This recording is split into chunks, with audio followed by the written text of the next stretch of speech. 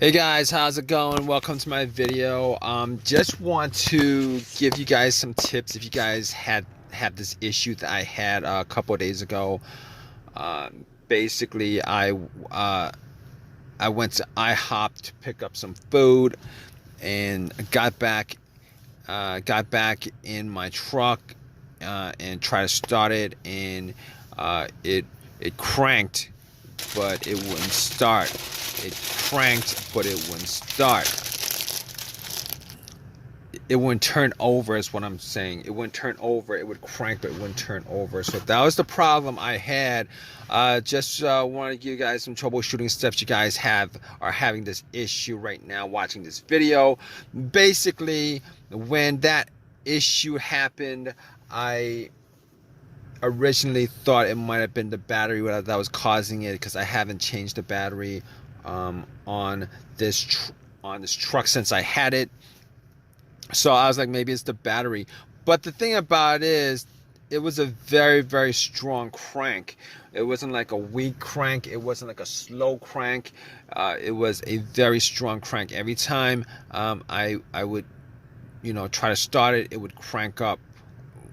So I mean, I thought it might have been the battery, but because of that reason, I had my doubts it was the battery. But just for the sake of troubleshooting, because situations like that, I would prefer an easier fix than a harder fix. So I turned on my headlights, went out and try to make out if it was, if it was kind of dim, but the headlights were very, very bright.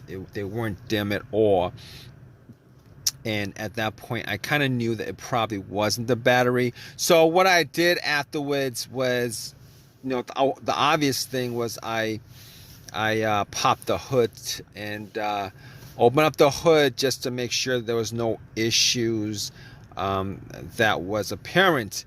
I didn't see anything that was outside the ordinary, except the battery terminals, the wires connecting to the battery terminals were a little bit corroded. So I pretty much I checked to see whether they were tight, and they were tight, but they were kind of corroded. So I actually had some good old Coca-Cola, poured some Coca-Cola on the terminals. It fizzed up, and I didn't think that I was gonna fix the issue, but I went back to the truck to try to crank it, and it cranked, but it didn't turn over. Same situation as before. So I was like, probably, I could probably rule out the battery, but I also had a booster. Popped on the booster for like about 30-40 seconds, try to turn it over, try to crank it. It cranked, did not turn over. At that point, I pretty much was able to rule out the battery completely. I did actually rule out the battery completely. The terminals were clean enough, and because I had a booster pack on, I knew there was no issues with connection issues, connectivity issues, stuff like that, because of the terminals being a little bit corroded. So at that point, I could rule out the battery, and I could also rule out the alternator. But the alternator wasn't part of this whole troubleshooting thing to begin with, because if the alternator was bad, I wouldn't have been able to crank it at all. And because if that situation had happened, I would have had cables on the battery, and it would have cranked up and would have died out as soon as I took the cables off.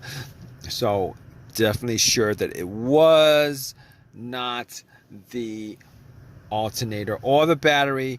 And I also made sure to check out the negative ground wire cable from the battery, to make sure that there was no issues as far as it being loose or being corroded, or the wire being frayed. Sometimes that could cause this issue where it would crank, but it wouldn't turn over. However, in most of these situations where the crown wire is the issue for a no crank, no start, normally there would be like a slow crank, but this is every time I would crank the truck up, it would be a very, very strong crank. So I could rule out the negative line, I could rule out the battery, I could rule out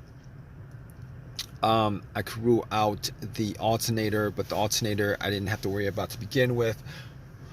Okay, so basically on top, so I got back into the truck and I thought about, okay, there's no check engine light, right? There's no check engine light. Didn't have a check engine light at all.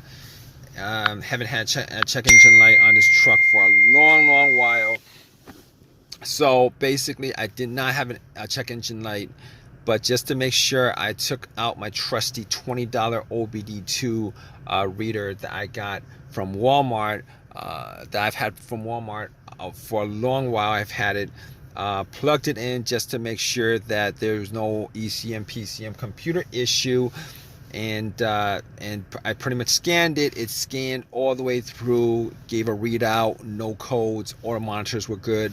At that point I knew that I could probably rule out the computer, the PCM, ECM, the computer causing this this crank but no start issue. Sometimes if there's no connectivity between the computer and the car, well, if there's no connectivity between the computer and car because of a blown fuse, a short, something like that, where it messes up any kind of connection between the computer and the car, there would be a crank, no crank scenario that could occur possibly because of it, but I could rule that out. And because no codes came up and no check engine light, at that point I could also rule out a whole host of other stuff that would be causing it. I could rule out everything that has a sensor connected to it, which is the mass airflow sensor. The mass airflow sensor could be causing this issue, but since I had no check engine light, it didn't come up as a code. I could rule that out. Camshaft, could rule that out. Crankshaft position sensor, I could rule that out.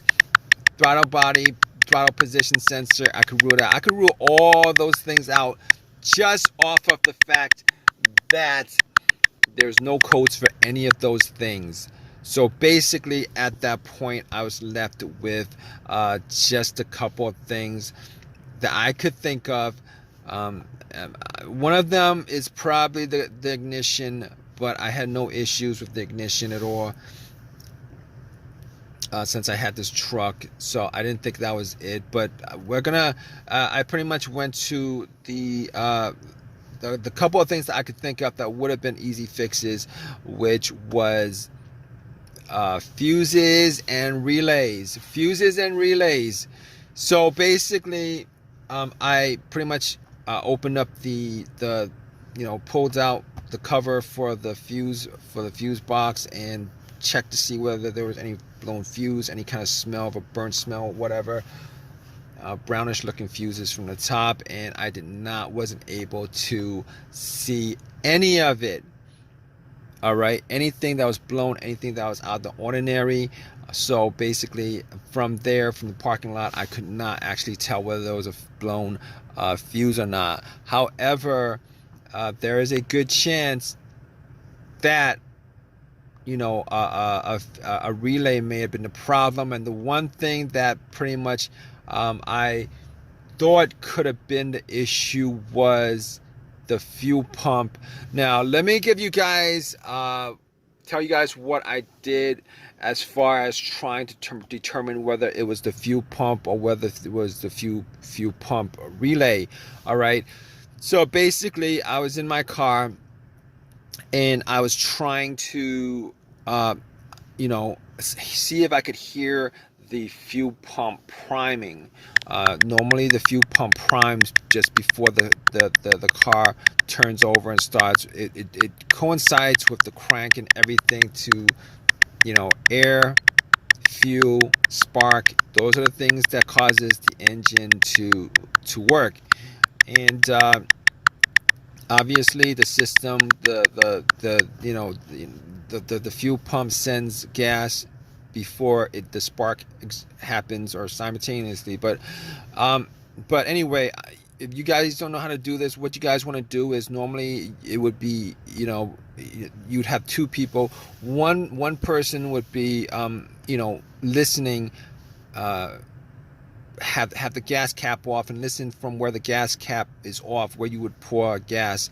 But one person would be listening, and then the other person would be trying to put the car into the ignition into the on position, just to hear whether there was a whizzing sound, just to see whether there was like a whizzing sound or a motoring sound, the fuel pump pretty much priming, sending fuel to the engine. Now, I was the only person, I was the only one person there picking up food, so it was just one person. So I was like in my car, and I was pressing it, trying to get to the.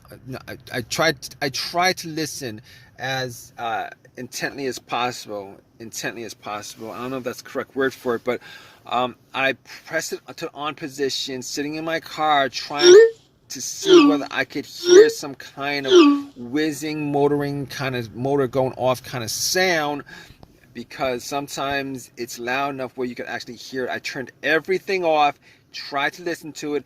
I could not hear a thing, but I could not tell 100% whether, it's just not audible enough for me to hear it. So what I did was, I went out, and if you guys are in this situation, you guys can't really hear it. Okay, so I tried to find the relay for the fuel pump, and I swapped it out with another relay, a similar relay with the same numbers. It's the same relay, but it's a different relay. I found, I don't know what component of the truck that relay worked for, but I actually swapped out the relay and tried to start it. It would still crank, but would not turn over. At that point, I really thought it was probably either the fuel filter or the fuel pump itself, and was not able to fix the issue at the parking lot. Had myself a couple of sandwiches, called AAA. They spent 2 hours picking up my car, got it home, and then when I got back home, I actually we did every single thing that I did, just to double check, just to make sure I didn't skip anything. All the fuses were good, all the relays were good, and pretty much found out that the fuel pump was not initiating because I actually took the fuel line off and there was nothing coming. I basically took the fuel line off, wrapped a Ziploc bag and a rubber band around the hose, and put it on position just to prime it. Normally, if the fuel pump was working, if there's nothing obstructing it, there would be some fuel in the bag. There's no fuel in the bag. There's no gas in the bag. So it could be one of two things. Maybe a